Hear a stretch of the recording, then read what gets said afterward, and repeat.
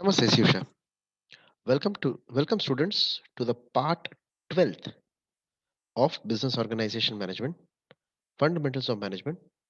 અને આજે આપણે ડિસ્કસ કરવાના છીએ types of policies. So let us start. તો કુન્સ એન્ડ ઓડોનલે ચાર અલગ અલગ પ્રકારની પોલિસી એટલે નીતિ બનાવવાની રીત કીધેલી છે. પહેલી વસ્તુ છે originator policy, that is policy that comes from a place.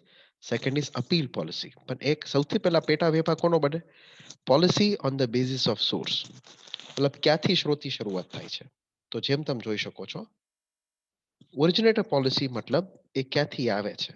જેમ કે ટોપ મેનેજમેન્ટ જે પોલિસી બનાવે છે એ હંમેશા ઓલ ઓર્ગેનાઇઝેશન માટે હોય છે.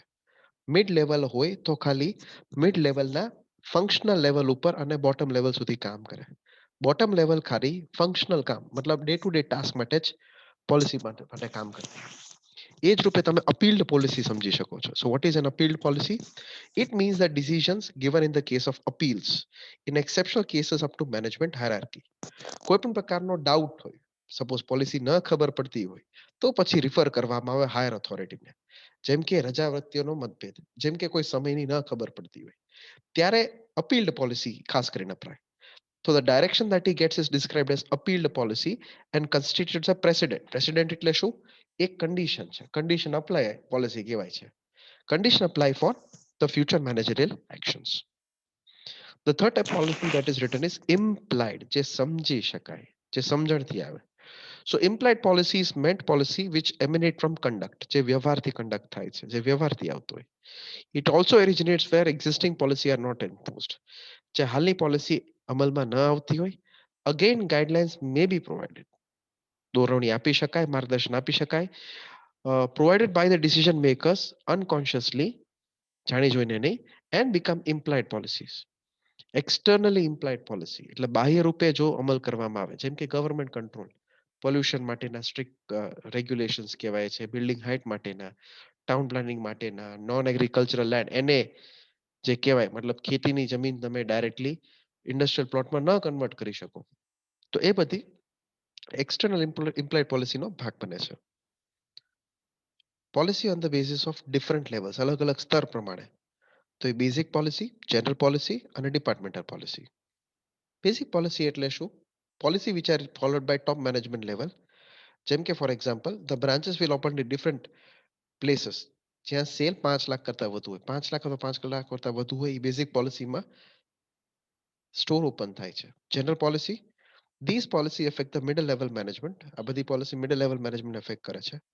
And more specific than basic policy, વધુ સ્પષ્ટ રૂપે રાખે છે બેઝિક પોલિસી કરતા. Example, payment will be provided for over time work. વધુ પડતી કામ કરવામાં આવે only if it is allowed by management, જો મેનેજમેન્ટ જ અલાઉ કરે તો. થર્ડ આપણે ઓબ્ઝર્વ કરી શકીએ છીએ ડિપાર્ટમેન્ટલ પોલિસીઝ. ડિપાર્ટમેન્ટલ પોલિસીઝ એટલે વિભાગની પોલિસી. ફોર એક્ઝામ્પલ, ફ્રી ચા આપવી, નાઇટ શિફ્ટમાં જે વર્કર કામ કરતા હોય, કે એડિશનલ બોનસ આપવું નાઇટ શિફ્ટમાં જે વર્કર કામ કરતા હોય, એ બધા ડિપાર્ટમેન્ટ પોલિસી. જેમ કે માર્કેટિંગમાં કામ કરતા વ્યક્તિઓને ટ્રાવેલિંગ અલાવન્સ આપવું, મોબાઈલ રિચાર્જ અલાવન્સ આપવું, આ બધી વસ્તુ ડિપાર્ટમેન્ટ પોલિસીસનો ભાગ છે. On the basis of managerial function, policy arise from decision pertaining to fundamental managerial function. અને આ પર્ટિક્યુલર મેનેજરિયલ પોલિસીસ તમે 3 રીતે ડિસાઇડ કરી શકો છો: પ્લાનિંગ પોલિસી, ઓર્ગેનાઇઝેશન પોલિસી અને મોટિવેશન એન્ડ કંટ્રોલ પોલિસી, પ્રેરિત અને નિયંત્રણની નીતિઓ. તો જેમ તમે સમજી શકો, planning policy ઇન્વોલ્વ્સ future course of action, ભવિષ્યમાં કેવા પ્રકારનો કોર્સ લેવાય છે, કેવા પ્રકારનો પંથ લેવાય. Mere policies are formulated as to achieve the targets regarding future, ભવિષ્યના ટાર્ગેટ ધ્યાનમાં રાખીને. પ્લાનિંગ પોલિસીસ મે ફોર્મ્યુલેટ ફોર હોલ ઓર્ગેનાઇઝેશન ઓર ફોર ડિવિઝનલ ડિપાર્ટમેન્ટ્સ, ખાસ કરીને વિભાગનું ડિપાર્ટમેન્ટ. ઓર્ગેનાઇઝેશનલ પોલિસી એટલે these policies are highly specific to organizational goals and objective. વ્યવસ્થાના goals જે કહેવાય, વ્યવસ્થાના ઓબ્જેક્ટિવ્સ કહેવાય, એ પ્રાપ્ત કરવા માટે જ ખાસ ઓર્ગેનાઇઝેશનલ ઓબ્જેક્ટિવ હોય છે. Third, motivation control policy. Here policies are formulated, policies ક્યારે કોને ધ્યાનમાં રાખીને બનાવવામાં આવે? Are formulated to motivate people, અને મોટિવેશનના આધારે લોકોને કંટ્રોલ કરવા માટે, which leads to organizational objective with fuller satisfaction of employees. D classification છે on the basis of dissemination, મતલબ વિતરણના આધારે. રિટર્ન સ્ટેટમેન્ટ્સ મતલબ જે લેખિત જ હોય એને એક્સપ્લિસિટ પોલિસી કહેવાય છે. જે મૌખિક રૂપે બોલવામાં આવે એને ઇમ્પ્લિસિટ પોલિસી કહેવામાં આવે છે. તો એક્સપ્લિસિટ પોલિસી એટલે જે મૌખિક રૂપે બોલાય છે. તો પોલિસી વિચાર ઇન રાઇટિંગ જે લેખિતમાં રાખવામાં આવે or included in the manual or records જે મેન્યુઅલમાં રાખવામાં આવે રેકોર્ડ્સમાં રાખવામાં આવે are called explicit policy. In case of return statements adequate media should be record. પૂરતો મીડિયા ઉપયોગ થવો જોઈએ. જેમ કે for example some of the return media consist of bulletin. Bulletin હોય છે, નોટિસ બોર્ડ હોય છે, ન્યૂઝ રિલીઝ હોય છે. કોઈ કંપનીના મેન્યુઅલ કે હેન્ડબુકની અંદર લિખિત આવે એક્સપ્લિસિટ પોલિસી કહેવાય. ઇમ્પ્લિસિટ એટલે શું? જે ડાયરેક્ટલી મૌખિક રૂપે કહેવામાં આવે કોઈ જગ્યાએ એનો પ્રચાર કે જાહેરાત થતી નથી. મતલબ જે ડાયરેક્ટલી વર્ડ ટુ વર્ડ જ્યારે પણ કોઈ મેનેજર પોતાના સબઓર્ડિનેટ્સને ઇન્સ્ટ્રક્શન્સ આપી દે એ ઇમ્પ્લિસિટ પોલિસીનો ભાગ બની જાય છે. જેમ તમે જોઈ શકો છો implicit policies are disseminated merely by word of mouth through key people and organization. Policy which are not in writing જે લેખિતમાં નથી or not included in manual જે મેન્યુઅલ કે રેકોર્ડમાં લખવામાં ન આવે but which are well understood and practiced જે વ્યવસ્થિત રૂપે અન્ડરસ્ટુડ થાય પ્રેક્ટિસ થાય આ બધી વસ્તુને તમે ઇમ્પ્લિસિટ પોલિસી તરીકે નામ આપો છો. Policy on the basis of functions કાર્યના આધારે પણ તમે પોલિસી નક્કી કરી શકો. જેમ કે માર્કેટિંગ માટે નીતિઓ, ઉત્પાદનની નીતિઓ, ફાઇનાન્સની નીતિઓ, પર્સનલ પોલિસીસ. તો જેમ સમજી શકો છો what is marketing policy? Basically marketing policy relate to each of the four P's in marketing, namely product, pricing, promotion, physical distribution. Right? કે પ્રોડક્ટ કેવી રીતે બનાવી, પ્રાઇસિંગ કેવી રીતે બનાવી, પ્રમોશન અને ફિઝિકલ ડિસ્ટ્રીબ્યુશન કેવી રીતે કરવું. પ્રોડક્શન પોલિસીસમાં આપણે ઓબ્ઝર્વ કરી શકાય production policy decisions ઇન્વોલ્વ્સ with the following the size of the run કેવી રીતે રન રાખવી, ઓટોમેશન ઓટોમેટિક કેવી રીતે રાખવી, પ્રોડક્શનનું સ્ટેબિલાઇઝેશન કેવી રીતે કરવું, મતલબ સ્થિર પ્રોડક્શન રન કેવી રીતે ઓપ્ટેન કરવું, કયા હદે તમે ખરીદી કરી શકો છો, કયા હદે સેલિંગ કરી શકો, સ્ટોક અથવા ગોડાઉનનું લેવલ કેવી રીતે, એટલે ઇન્વેન્ટરી. ઇન્વેન્ટરી જ્યારે પણ તમારા વર્ડ કે ડિક્શનરીમાં કે જ્યારે પણ આવે ત્યારે એક વસ્તુ બેટા યાદ રાખજો, ઇન્વેન્ટરી એક જગ્યા કહેવાય છે, એક લોકેશન કહેવાય, એક પ્રકારનું સ્ટોર હાઉસ જ્યાં તમે વર્ક ઇન પ્રોગ્રેસ એટલે જે પણ કામ આપણે કરતા હોય રાઈટ વર્ક ઇન પ્રોગ્રેસ કહેવાય, પછી રો મટીરિયલ કહેવાય, પછી ફિનિશ ગુડ્સ કહેવાય,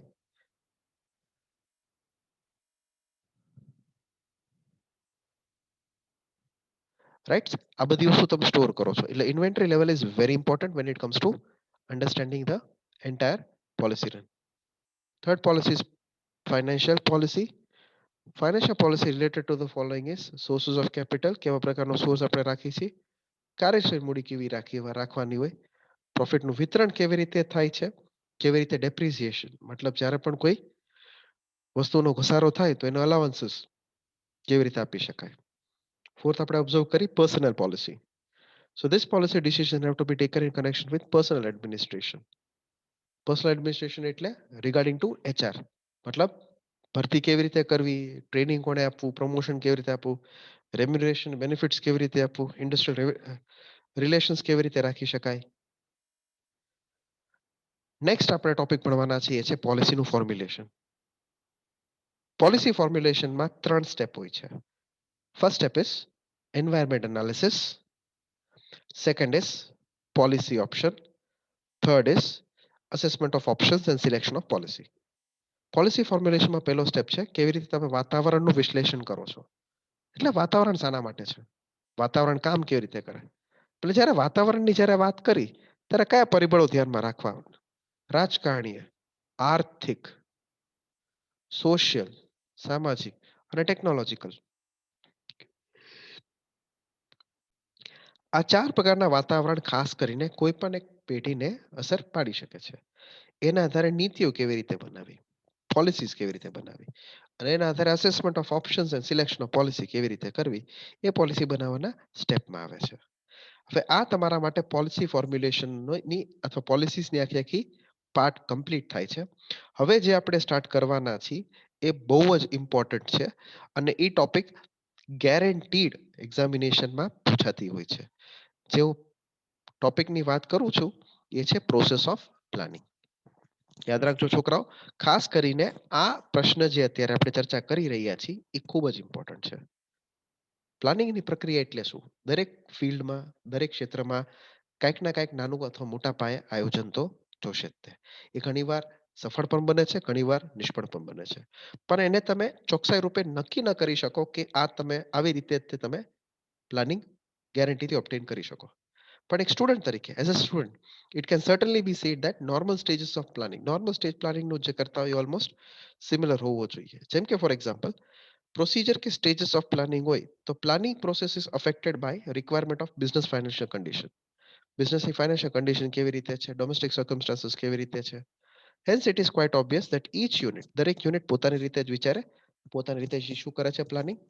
hence while planning the activities that are used all over under mentioned stages are to be followed serially. મતલબ ક્રમ અનુસાર ફોલો થશે. તો જેમ તમે આખે આખો આ સ્લાઇડ જોવો છો કે આટલા પર્ટિક્યુલર પાર્ટ તમારે ફોલો કરવા પડે. એની અંદર ફર્સ્ટ પાર્ટ છે setting of objectives, right. Second part છે factors of planning, data collection, analysis, એનું વિશ્લેષણ, પસંદગી, વૈકલ્પિક પ્લાન બનાવવા, મદદરૂપી પ્લાન બનાવવા, અમલ કરવું અને રિઝલ્ટ જોવું, અને once again back to setting objectives. આ આખી પ્રોસેસ પ્લાનિંગની ખૂબ જ ઇમ્પોર્ટન્ટ છે. મને ખ્યાલ છે ઘણી ક્વેરી મારે એ પણ આવે છે કે સર જે તમે બુકની અંદર ફિગર આપેલું એ ડિફરન્ટ હોય. તો હું અત્યારે તમને કહી દઉં છું, જ્યારે હું પ્લાનિંગ પ્રોસેસની વાત કરતો હોય મારી નોટ્સ વાંચશો તો વધારે બેટર રહેશે, અને મારી નોટ્સમાંથી પ્રિપેરેશન કરો તો વધારે સ્કોરિંગ રહેશે. તો પેલો પાઠ છે સેટિંગ ઓબ્જેક્ટિવ્સ. કેવી રીતે, કયો હેતુ આપણે સેટ કરવો, કયા પંથે ચાલવું, ઓબ્જેક્ટિવ શું હોવું જોઈએ. જેમ કે identification of objective may include increase in profit, પ્રોફિટમાં વધારો કરો, સેલમાં વધારો કરો, એમ્પ્લોયમાં વધારો કરો, to acquire market share, market શેરમાં વધારો કરો, ડિવિઝનલ ગોલમાં વધારો થાય છે, right. The extent to which they are clear, to what extent will be effective. આ બધી વસ્તુ ઓબ્જેક્ટિવ્સ ઉપર નક્કી થાય છે. બીજા સ્ટેપમાં આપણે નક્કી કરી છે કે આધાર નક્કી કરી કે કયા કયા પરિબળો પ્લાનિંગને અસર કરી શકે. જેમ કે નાણાં કહેવાય, સરકાર કહેવાય, લેન્ડ બિલ્ડિંગ મશીનરી કહેવાય, લોકોનો વલણ કહેવાય, ફેશન કહેવાય, ગવર્મેન્ટ નીતિ કહેવાય, ફ્યુલ કન્ઝમ્પશન કહેવાય, કાચો માલની ઉપલબ્ધતા કહેવાય, સ્ટોક ઓફ રો મટીરિયલ. આ બધી વસ્તુ કંઈક ને કંઈક નાના મોટા પાયે આપણે પ્લાનિંગની કંઈક ફેક્ટર અફેક્ટ તો કરતી જ હોય છે. જેમ કે આપણને ખબર આવે, ફોર એક્ઝામ્પલ આપણે અહીંથી અમદાવાદ જતા હોય, રસ્તામાં પંચર થઈ જાય તો હવે એ ફેક્ટર ડેફિનેટલી આપણા વ્હીકલને અસર કરતી જ હોય છે. નેક્સ્ટ થર્ડ આપણે ઓબ્ઝર્વ કરી શકીએ છીએ collection of data, data collect કરવું. તો કલેક્ટ કરવા માટે કોઈ પણ એક મેનેજરની પાસે મુખ્ય બે સ્ત્રોતો હોય છે, આંતરિક અને બાહ્ય. That is internal and external. What are the internal sources? Past data, past register, past history, past recordings, employee file. આ બધી વસ્તુ પાસ્ટ ડેટા હોય છે. So internal source of information may be previous year statements, employee etcetera. Well external may be government bulletin, ગવર્મેન્ટની bulletin કહેવાય, RBI bulletin કહેવાય, report કહેવાય છે, રાઈટ. સો ઇન્ફોર્મેશન વ્યવસ્થિત રૂપે ટાઈમસર ન કલેક્ટ કરવામાં આવે then howsoever important information, ગમે તેવી important information હોય, there will be no wonder if it becomes useful. Sorry, it becomes useless. નકામું બની રહે છે. I was very misquoted to prove this point કે ગમે એટલી સારી ઇન્ફોર્મેશન જો ટાઈમસર પહોંચાડવામાં ન આવે તો પણ એ ઇન્ફોર્મેશન નકામી બની રહે છે. which can be relevantly seen from this last sentence. Fourth, analysis of collected information, વિશ્લેષણ કરવું. જે પણ bunch of the data collected from internal external sources હોય does not give any idea to manager, કોઈ આઈડિયા નથી આપતા મેનેજરને decision making કરવા માટે. Proper decisions can be taken only when the data is analyse. જ્યારે તમે વ્યવસ્થિત રૂપે ડેટા એનાલાઇઝ કરો છો, વ્યવસ્થિત રૂપે તમે ડેટાને ઇન્ફોર્મેશનમાં કન્વર્ટ કરો છો, એટલે યુઝફુલ ઇન્ફોર્મેશન જ્યારે ડેટામાંથી લેવાય છે ત્યારે જેનું વ્યવસ્થિત એનાલિસિસ, વિશ્લેષણ થઈ શકે છે. ઉપયોગિતા કેટલી, સમયગાળો કેટલો આપવો પડશે, મહત્વતા કેટલી છે, ક્યાં ક્યાં તમે ડેટાનો ઉપયોગ કરી શકો છો. So analyze information is like game of cards. જેમ કે કોઈ પણ એક પત્તાની ગેમની જેમ, જેની અંદર વ્યવસ્થિત રૂપે ગોઠવણી કરવાના કારણે ડાયરેક્ટર ઝડપથી ડિસિઝન લઈ શકે છે. Fifth, evaluation of alternatives. જો કોઈ પણ એક વિકલ્પ બનતો હોય તો એ વિકલ્પો કેવી રીતે બને છે કોઈ પણ એક પ્લાનમાં ઓબ્જેક્ટિવ અચીવ કરવા. So in case of purchase option may be centralized or decentralized purchase or manufacture. For example, જ્યારે પણ ઓલ્ટરનેટિવ્સ ઇવેલ્યુએટ થાય, જ્યારે પણ ઓલ્ટરનેટિવ્સ વિશ્લેષણ થાય તો મેનેજર્સે ખાસ કરીને રેશનલ ફોરકાસ્ટ કરવા પડે. રેશનલ ફોરકાસ્ટનો મતલબ શું? તાર્કિક આગાહી કરવી પડે, જેના આધારે નક્કી થાય છે કસ્ટમરની ફેશન શું છે, ગવર્મેન્ટની પોલિસી કેવી રીતે રહેશે, કોમ્પિટિશન, ઇન્વેન્શન એક્સેટ્રા. આના આધારે અલગ અલગ ઇવેલ્યુએશન અથવા અલગ અલગ ઓલ્ટરનેટિવ્સ નું ઇવેલ્યુએશન થઈ શકશે. After the fifth point comes the six point, જે પણ આપણે ઓલ્ટરનેટિવ્સ બનાવ્યા હોય એની સૌથી સર્વશ્રેષ્ઠ પસંદગી. તો after a careful comparative study of alternatives, the manager select the best alternative. Manager સૌથી સારામાં સારી ઓલ્ટરનેટિવ પસંદ કરે છે. And from it, on the basis of forecast of total cost, time period, expected employee attitude. સારો employ attitude કયો કહેવાય towards the plan, પ્લાનની કોમ્પ્લેક્સિટી, પ્રોફિટેબિલિટી, પ્રોડક્ટિવિટી જે કહેવાય છે, એની સાથે સાથે પ્લાનની કેશ ફ્લો કેટલી, ફેશન ટ્રેન્ડ કેટલો, રાઈટ.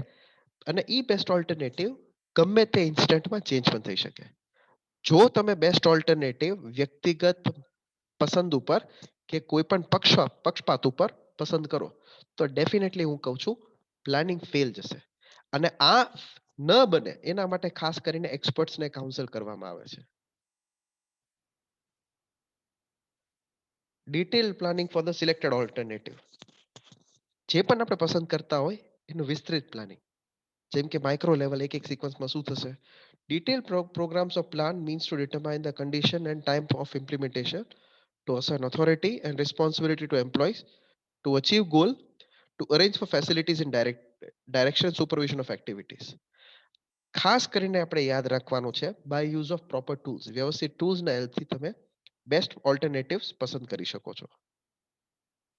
8 પોઈન્ટ આપણે ખાસ કરીને સમજવાનું રહે, જે પણ આપણો મેઇન પ્લાન હોય એને મદદ કરવા માટે મદદરૂપી પ્લાન કે સબસિડરી પ્લાન્સ પણ બનાવવામાં આવે. સો after preparing the complete detailed program of main plan, the preparation of connected subsidiary plans are also taken. Subsidiary plan are mainly related to divisional activities. Divisional activities મતલબ શું? નાની મોટી division કરવા માટે, નાની મોટી મદદ કરવા માટે જે ગોઠવણી આપણે રાખતા હોય એ જ તે. The extent to which the sometime to vary the success of main plan, the subsidiary plans are prepared. મદદરૂપી પ્લાન પણ તમે પ્રિપેર કરી શકો છો. 9th સ્ટેપ આપણે ઓબ્ઝર્વ કરી શકાય, પ્લાન ઇમ્પ્લિમેન્ટેશન. મતલબ જ્યારે પણ કોઈ પ્લાન બને ત્યારે એને ઇમ્પ્લિમેન્ટ કરવું, અમલમાં મૂકવું અને જોવું કે સક્સેસ છે કે ફેલિયર છે. ઘણીવાર આપણને ખ્યાલ આવી જાય કે actual implementation of plan last stage હોય છે, બટ એના સિવાય પણ હજી એક લાસ્ટ સ્ટેજ છે જે છે ઇવેલ્યુએટિંગ રિઝલ્ટ્સ. એટલે જે પણ રિઝલ્ટ આવે એ સક્સેસ અથવા ફેલિયર રૂપે વિશ્લેષણ કરવામાં આવે. કેટલા હદ સુધી સક્સેસ જાય છે, કેટલા હદ સુધી ફેલિયર જાય છે એની નોંધ લેવામાં આવે. અને જે હાલનો પ્લાન હોય એમાં ભૂલ શું થાય છે એ ભૂલને સુધારવા માટે સુધારાલક્ષી પગલા, that is corrective actions લેવામાં આવે છે. So in short, the conclusion can be said as formulation of planning has to be done very carefully. ખૂબ કાળજીપૂર્વક કરવું પડે, because if after plan any change is made, કોઈ પણ ચેન્જ બનાવવામાં આવે, the necessary changes are also required to be made in organization network. બહુ જરૂરી પરિવર્તનો પણ ઓર્ગેનાઇઝેશન નેટવર્કમાં કરવા પડે. Thus, the changes that are identified as necessary by comparing actual results, જે હાલના રિઝલ્ટ્સ હોય એ તમે સ્ટાન્ડર્ડ્સની સાથે કમ્પેર કરીને પણ ઓબ્ટેન કરી શકો છો. So I think this much would be sufficient. તમે જોઈ શકો છો કે ઓલમોસ્ટ મેં ઘણા ટોપિક્સ કવર કરી લીધેલા છે. And I hope so that within next lecture I would be completing this particular unit also. Please make it a point. Planning process is very important when it comes to university examination and has been very frequently asked for BCom students. હું દરેક લેક્ચરની અંદર કયા સ્ટ્રીમના સ્ટુડન્ટ્સને કયા question વધુ important છે એની ઉપર ભાર આપતો આવ્યો છું. Please make it a point of writing down and remembering everything. So thank you very much. Have a nice day.